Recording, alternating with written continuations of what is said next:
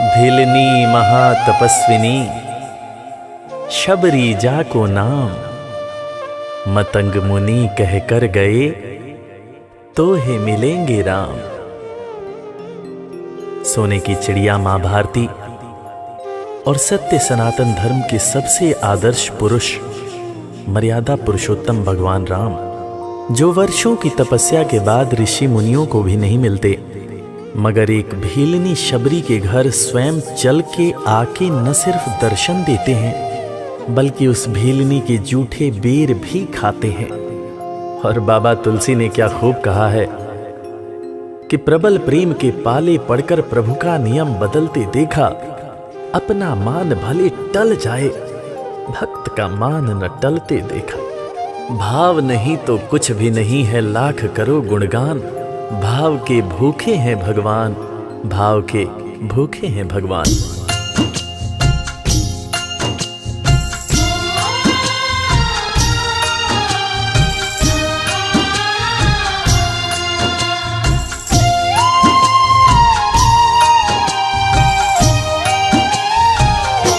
भाव के भूखे हैं भगवान, भाव के भूखे हैं भगवान, भाव के भूखे हैं भगवान, भाव के भूखे हैं भगवान। भाव नहीं तो कुछ भी नहीं है, भाव नहीं तो कुछ भी नहीं है, लाख करो गुणगान। भाव के भूखे हैं भगवान, भाव के भूखे हैं भगवान। भाव के भूखे हैं भगवान, भाव के भूखे हैं भगवान।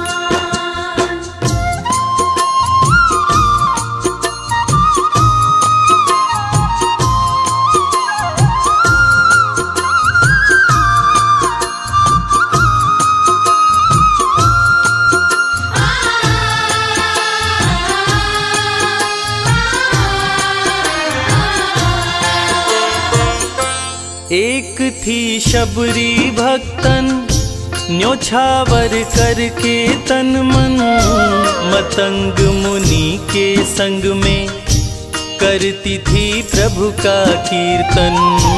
मतंग मुनि के संग में करती थी प्रभु का कीर्तन। बागों से चुन चुन लाती, प्रभु को फूल चढ़ाती, गंगा के पावन जल से रोज स्नान कराती। गंगा के पावन जल से रोज स्नान कराती। चरण धो के श्री राम का करती, चरण धो के श्री राम का करती, चरणामृत का पान। भाव के भूखे हैं भगवान, भाव के भूखे हैं भगवान। भाव के भूखे हैं भगवान, भाव के भूखे हैं भगवान।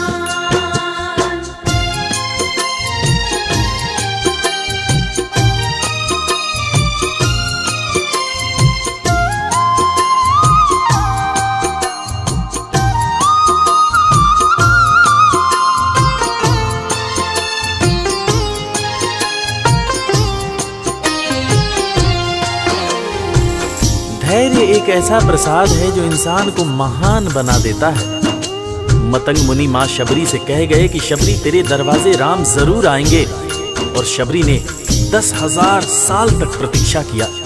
शबरी को देखने वाले न सिर्फ उसे पागल कहते थे बल्कि कहते थे, ये कौन दिखात कुटी मां नारी ते उत जाती है मूद भरी, छिन भीतर बाहर होत छिना सुख सो नहीं बैठत एक घड़ी, यही के तन में कछुपीर भई ये वियोगिन मानस माहि जरी, अब जान पड़ी रघुनाथ के प्रेम की मूर्ति रूप ये है शबरी। मतंग शबरी को बताए, बहु भांति समझाए, सबर कर कुछ दिन शबरी, मिलन के दिन अब आए। सबर कर कुछ दिन शबरी, मिलन के दिन अब आए। राम जी तुमसे मिलेंगे, मेरी कुटिया में आकर शबरी को धैर्य बंधा कर समाधि लिए गुरुवर।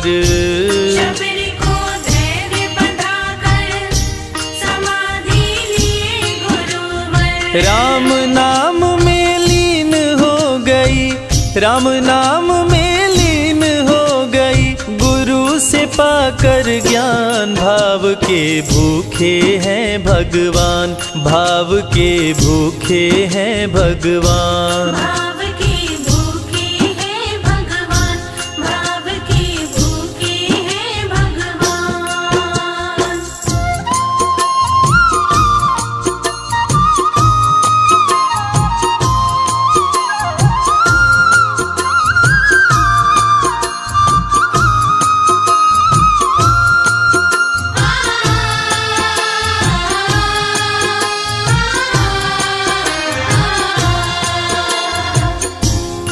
माँ शबरी के गुरु महामुनि मतंग जब अपने नश्वर शरीर का त्याग कर रहे थे, तब माँ शबरी ने उनसे पूछा, हे गुरुवर, मुझे मेरे राम कहाँ मिलेंगे? इस पर महामुनि मतंग ने शबरी को जवाब दिया कि शबरी, अरे दुनिया राम को ढूंढती है, मगर तू तो ऐसी खुशनसीब है कि तेरे दरवाजे राम स्वयं चलकर आएंगे।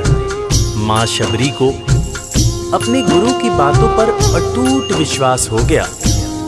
माँ शबरी हर रोज राहों पर फूल बिछाती थी, चुन चुन कर मीठे बेर चख चख कर इकट्ठा करती थी, ताकि मेरे प्रभु श्री राम जब आएंगे तो बड़े प्यार से इसका भोग लगाएंगे। राहों पर फूल भी बड़ी सावधानी से शबरी माँ बिछाती थी। शबरी माँ सोचती थी कि मेरे गुरुवर कह के गए हैं कि मेरे घर मेरे राम जरूर आएंगे। शबरी माँ राहों पर दूर दूर तक फूल बिछाती कि प्रभु श्री राम के पैर में कहीं कोई कांटा न चुभ जाए। राह पे फूल बिछाती, वो मीठे बेर को लाती, मेरे प्रभु राम आएंगे, नैनों में सपने सजाती। मेरे प्रभु राम आएंगे, नैनों में सपने सजाती। राम से प्रीत लगा के वो निश दिन राम पुकारे, उमरिया बीती जाए रे कि अखियां पंथ निहारे। उमरिया बीती जाए रे कि अखियां पंथ निहारे। जर्जर हो गई काया फिर भी, जर्जर हो गई काया फिर भी, बसे राम में प्राण। भाव के भूखे हैं भगवान, भाव के भूखे हैं भगवान। भाव के भूखे हैं भगवान, भाव के भूखे हैं भगवान।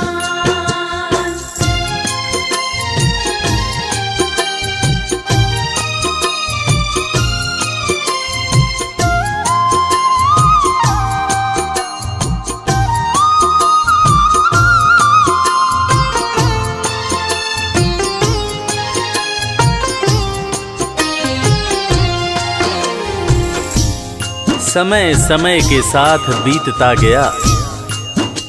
माँ शबरी अब बूढ़ी हो गई।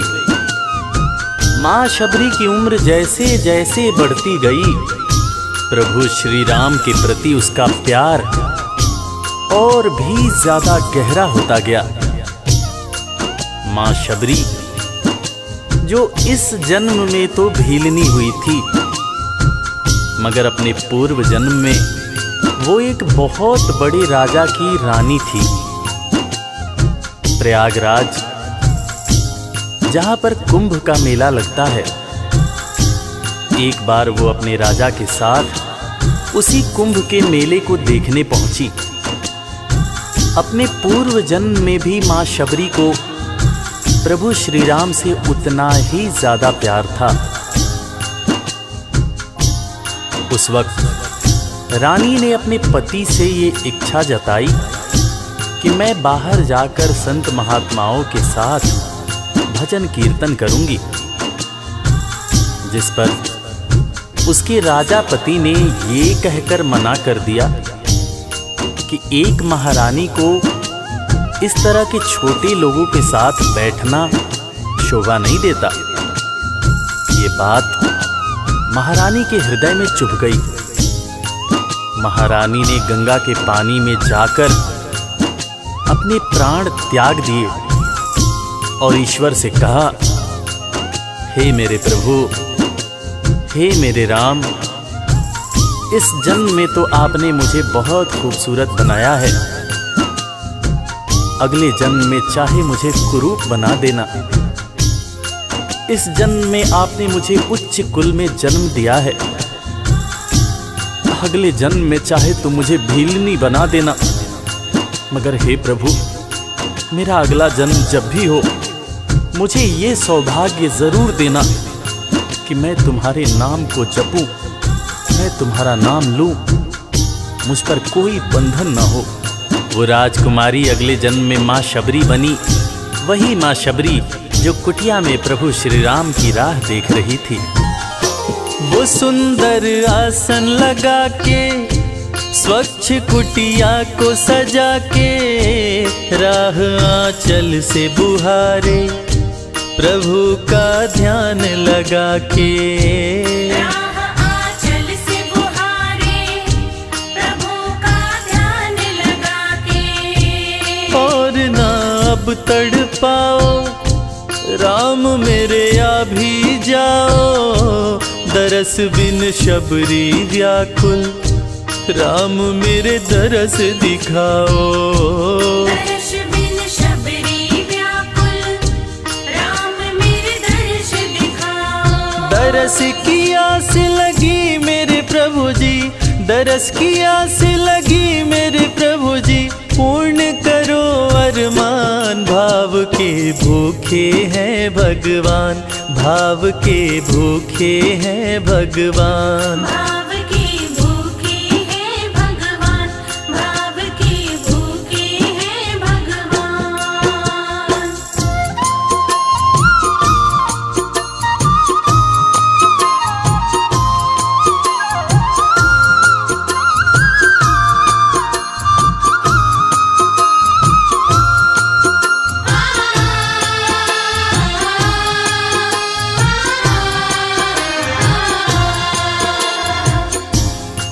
अजगर करे न चाकरी, पंछी करे न काम, दास मलूका कह गए सबके दाता राम। और हम सबके परम पूज्य बाबा तुलसीदास ने रामचरितमानस में भी कहा है, राम से बड़ा राम का नाम। और यही काम माता शबरी दिन रात कर रही थी।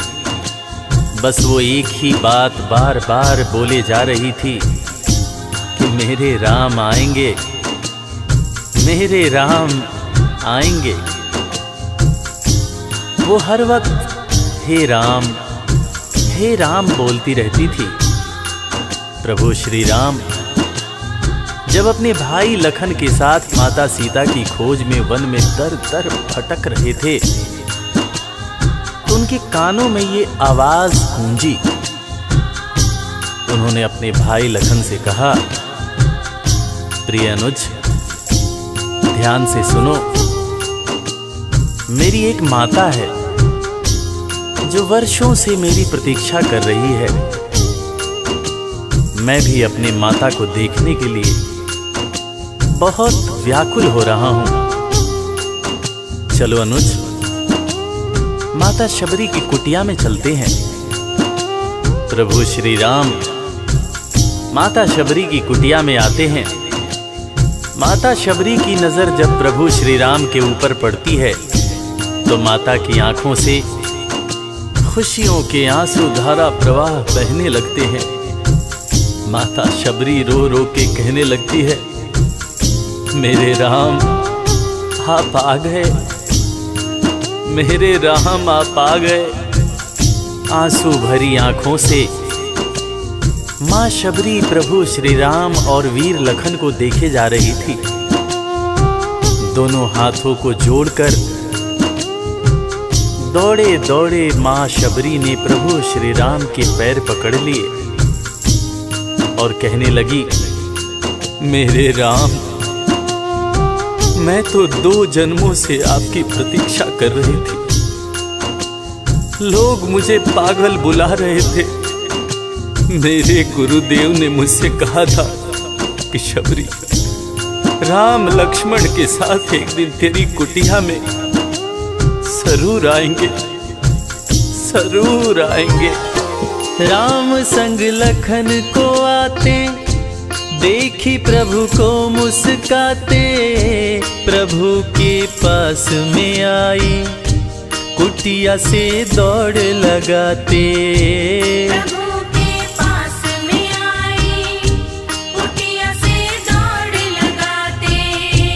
राम से मिलन हुआ जब, तो शबरी सुध बुध खो गई, प्रभु के पाँव पकड़ के भाव में विह्वल हो गई। प्रभु के पाँव पकड़ के भाव में विह्वल हो गई। खुशी के आंसुओं से पग धोए, खुशी के आंसुओं से पग धोए, भक्त न शबरी समान, भाव के भूखे हैं भगवान, भाव के भूखे हैं भगवान। भाव के भूखे हैं भगवान, भाव के भूखे हैं भगवान।